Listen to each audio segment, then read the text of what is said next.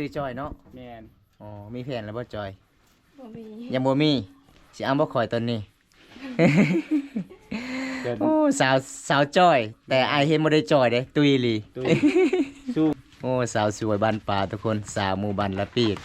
มาเขตนี่มันแปลกเลยทุกคนเลยคันเฮาเบิ่งบ่ได้ชัดเจนก็คือเฮาว่าซีนพี่น้องบ่แม่นซีนทุกคนอันนี้ก็คือน้ำใหม่เด้เพราะว่าเขาเจ้าก็มาตากให้มันแห้งแล้วก็เขาเจ้าก็มาขายหรือว่าเขาเจ้าก็สิกินได้ทุกคนเวลายามฤดูแล้งพี่น้องเขาเจ้าก็มาคั่วกินเพราะว่าช่วงนี้ก็เป็นช่วงฤดูน้ำใหม่พี่น้องเห็นบ่เขาเจ้าก็ปาดแล้วก็เขาเจ้าก็ต้องตากพี่น้องเอ้ยโอ้ยพี่น้องเอ้ยหมู่บ้านนี้พี่น้องก็คือหมู่บ้านแบบเดิมๆเลยทุกคนเลยเขาเจ้าก็การใช้ชีวิตพี่น้องตูบบอลเล่นผู้สาวเนาะตูบจุดนี้เนาะ แม่นแหละ โอ้พี่น้องมวนพี่น้องเอ้ยเวลาไปเล่นไปแอนผู้สาวก็คือต้องเอิญมาอยู่จุดนี้พี่น้องหมู่บ้านนี้ได้ ให้ออนนอนล้าง ชาระยะห่างไว้ก่อน อ๋อถ้าให้มันแรงๆก่อน โอ้ทุกคน ตากลางคืนนี่ก็ประมาณนี้ เป็นยังไงอยู่กรุงเทพกับกับเขตชนบทกันลงผู้สาวคือกันบ่ บ่คือ แตกต่างกันเลย แม่นเป็นอยู่ห่างกันจังซี่แหละ โอ้แต่หมู่บ้านข่อยบ่ได้อยู่ห่างได้คล่ำได้ต้องอยู่ใกล้ๆซุมนี้อีหลี ขออนุญาตเด้อค่ะ นี่ คอยก็ญาติญาติ ได้ ที่ติดคลองเขา สาวจอยรอบบ่ ลา ล่อเอ้ย บ่มีหยังเอาให้ดอกมี สิบกลับกรุงเทพเลยเจ้าเนาะ แม่น เป็นวันหล่อเด้ทุกคน เอาสิพาบ่าวกรุงเทพมาเยี่ยมมายามสาวหมู่บ้าน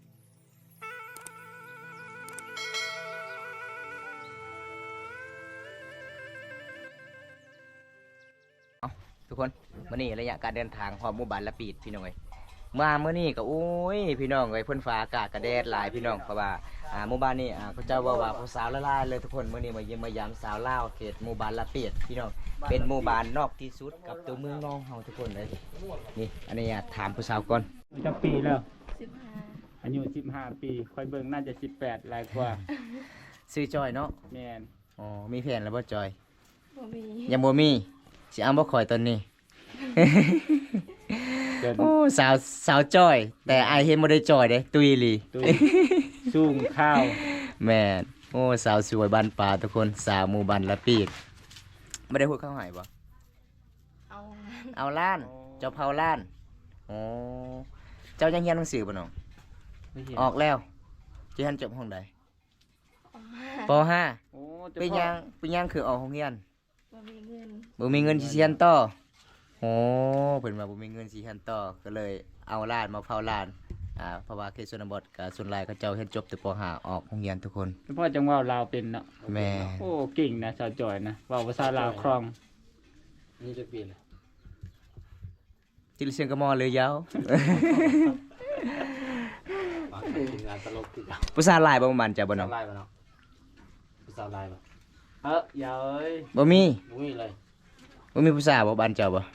มี มี ทางใด มีจักคน 3 คน 3 คนโอ้หลายเนาะ3 คนเนาะ ในเรียกกับหมอกลางกิ๊กเลย อ๋ออันนี้หมู่บ้านหยังนี่น่ะ อันนี้เราเป็ดป้านี่คือตะดา โอ้หรือเป็ดลุงหรือเป็ดเทิงเนาะโอ้พี่น้องเอ้ยเป็นสองแม่นเป็นสองประเภทพี่น้องบ้านละเป็ด เพื่อนนั่งป่ะ เพิ่นเจ้าบ่ เพื่อนจับป่ะ อ๋อเจ้ามีพ่อแม่บ่น้อง มีแต่พ่อ มีแต่พ่อ อ๋อ บ่มีแม่ แสดงว่าน้องนี่เป็นลูกกำพร้าบ่โอ้ทุกคนเลยกลายเป็นน่าสงสารนะพี่น้องมาเยี่ยมมายามเฮาได้พอลูกกำพร้าอีกเนาะ แม่น แต่ยอมรับว่าน้องใจดีหลาย มีหยังน้องคือปิดปากไว้ เคิน เคยผู้ใดหรอฮะ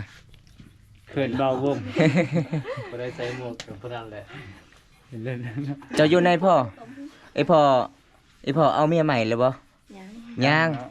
อยู่ด้วยกันจักคนเนาะ หลายคน หลายคนอยู่บ่อันนี้แม่น้องเจ้านี่บ่ ลาน โอ้พี่น้องไอ้ กูงามเนาะ แม่น ตอนนี้ชาวจอยกินข้าวกินน้ำแล้วบ่ ยัง ยัง ทายอ้ายป่ะ ได้ยังกินข้าว บ่มี บ่มี เอามักลิใหม่เลยเด้มักลิใหม่หลายหมู่บ้านเจ้า มันจะยิ้มใหม่ ฮู้บ่มักลิใหม่เจ้าฮู้บ่ โอ้ ฮะ ตะดังบ่ เอาบาง เอาบ้าง ปลาปิ้น ลายปิน หลายปี อ๋อ ซื้อหนาวลายปินนะ ซื้อเนาะวินไหมเนาะแล้วมันเจ๊บ่ นึกใจอยู่ nó chạy tê cự từ bây giờ là biển kỳ trơn mây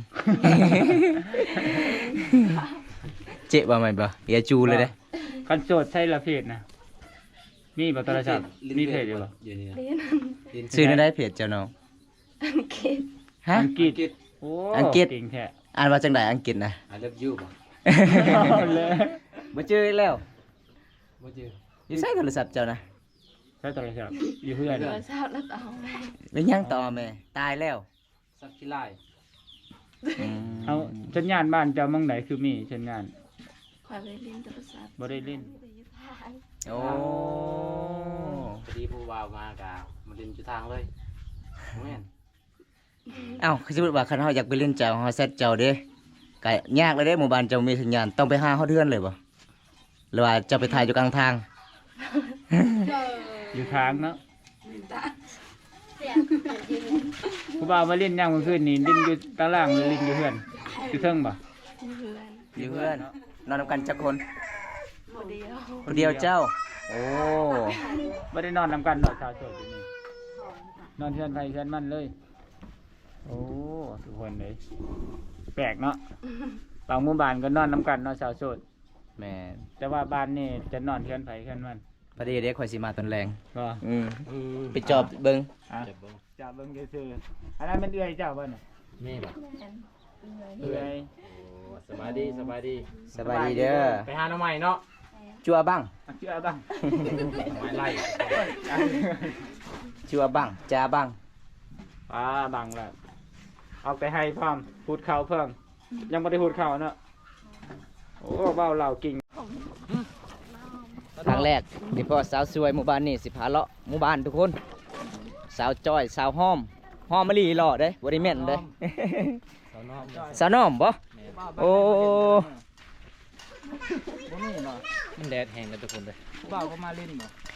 ป้าเนาะจอยเนาะมาหมู่บ้านจอแปลกเลยเนาะแดดก็แห้งมื้อนี้วาสนาบ่ถึงแล้วเฮานี่ พวกบ่ เอา ชาวโสดเขาเป็นพวกบ่ น้องก็สิพาเลาะหมู่บ้านทุกคนเลยบรรยากาศหมู่บ้านละปีดบอกพี่น้องหมู่บ้านนี่ก็นอกที่สุดกับตัวเมืองอยู่กับตามธรรมศาสตร์เลยอยู่ตามป่าตามดงพี่น้อง โอ้อันนี้บ่ หมู่บ้านนี่บ่ได้กวางบ่ได้พี่น้องเอ้ยเขาเจ้าตั้งเฮือนกะห่างกันเลยทุกคน มันบ่ได้ติดกันเลยพี่น้อง หมู่บ้านห่างกันดี ไซส์เจาว่าห่านน่ะอยู่นี่โอ้ ๆเจะเว้น ห่านเซเว่นประมาณสักนี้บ่ห่านบ่น้องเอาเลือกกินหยัง โอ้สำนีเนาะหันเนาะ บ้านสำนีแหละเป็นหมู่บ้านนอกที่สุดตัวเมืองบ้านหารขายเครื่อง แบบ ในหมู่บ้าน ซื้อเครื่องลายกับยันขายบ่หมด นี่อันไหนจ้ะ ฮะ อันไหนเย็ดไหนไหนนกไผ่เอาวันนี้สาวจ้อยสิพาเข้าไปหารเซเว่นในเขตชนบทหมู่บ้านละเปียดทุกคน